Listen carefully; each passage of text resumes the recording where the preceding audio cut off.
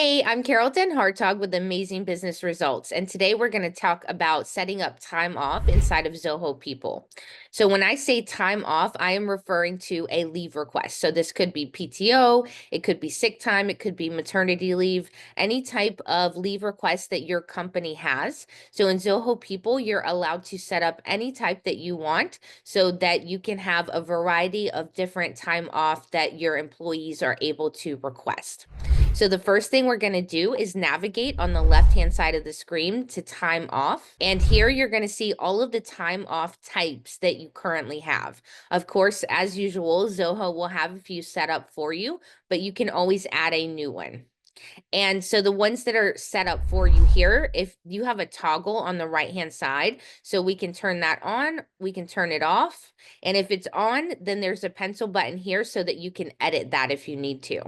But to add a new one, we're going to click add in the upper right-hand corner. And here it's going to give us all the options that we need. So we'll give it a name. So we'll call this one maternity leave. And then you can add an image to it if you'd like. You can have a code. So if we want to do ML, and then the type of leave. So it can be paid, unpaid, on duty, or a restricted holiday. So we'll leave this one paid. And then the unit, it can be in days or hours. So this is how people are able to request it off. So maybe maternity leave is only able to be taken in a certain amount of days instead of saying, I'm going to take 3 hours today. That doesn't make sense for this type of leave, right? So we'll leave it at days. And then the balance can be based on a fixed entitlement or a leave grant. You can give it a description and you can give it a validity date. So this is just in case you need to give it a date that it's valid from and to. Otherwise, it'll always be valid. And then down here, we're going to determine how this leave is accrued. So entitlement will be just that. And so you can have it, maybe you don't offer this until 3 years from the date of joining. So then you would put 3 here.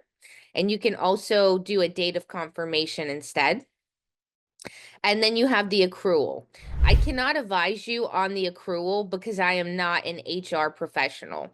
There are certain states that mandate that people are accruing certain type of leave types based on their laws. So California, for example, you can't just give someone 2 weeks of PTO when they first start. They have to accrue that 2 weeks over a course of them working for you. But it's like each hour worked, they get a certain amount of PTO. So I would look into local laws for the accrual. That's not something I can advise you on. And then we have reset. So how often does this reset? Typically, it's going to be like a calendar year, or it'll be their year with you. So it'll reset when they have been with the company for a year. And then you have applicable here. So you can say this leave is only for females because this is maternity leave. It's for having a baby. So we're only going to allow it for our females. Maybe you have a different type of leave for the males if they were to have a baby.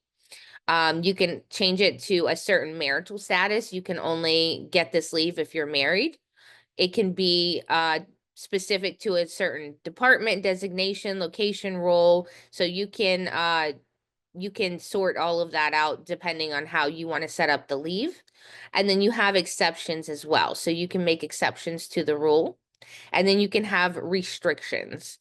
So weekends between leave period, if you want to count that as leave or not.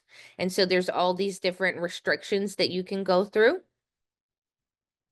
Also under entitlement, you have more options. So you can add an opening balance. So they start off with a certain amount of hours or days in that leave. You can set a maximum balance so they're not going over this amount.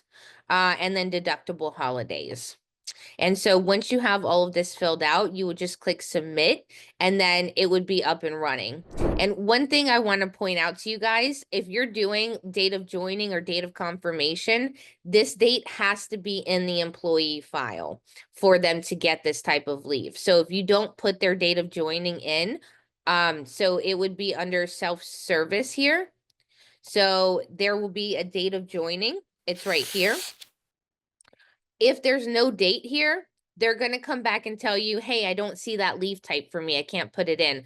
because the system thinks that they haven't actually joined yet. So you do have to keep up with the data inside of Zoho People for things like your time off requests to work properly. So just remember that you are going to have to maintain the data.